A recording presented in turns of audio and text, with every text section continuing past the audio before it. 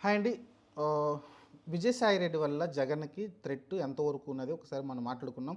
మనం ఇంతకుముందు కూడా వీడియో చేసుకున్నాం. జగన్మోహన్ రెడ్డి జైలుకెళ్తాడంటే ఖచ్చితంగా విజయసాయిరెడ్డి వల్ల ఎంతో కొంత థ్రెట్ ఉంటుందనేది మనం మాట్లాడుకున్నాం. ఆ థ్రెట్ ఎలా ఉంటుందో ఒకసారి మనం చూస్తే ఇప్పుడేమవుద్దంటే జగన్మోహన్ రెడ్డి ఇంతకుముందు కేసులు ఏదైతే నడుస్తున్నాయో ఆయన దాదాపు 11 నెలల పాటు జైల్‌లో కూడా ఉన్నారు కదా! ఇంతకుముందు. ఉన్నారంటే దానికి కారణం ఏంటో మనకు తెలిసిందే.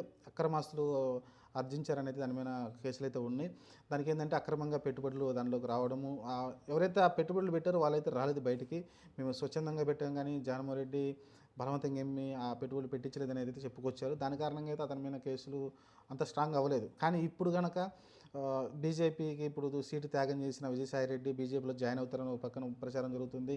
ఆ తర్వాత మీరు చూసుకుంటే జగన్మోహన్ రెడ్డికి వ్యతిరేకంగా నిలబడతా ఉన్నాడు. లిక్కర్ స్కామ్‌ని గట్టిగా చెప్తా ఉన్నాడు. రాజకేశ్ రెడ్డి కావచ్చు, లేకుంటే మిథున్ రెడ్డి పైన కావచ్చు, కొంచెం గట్టిగా ఆయన కొంచెం కోపంతో ఉన్నారు.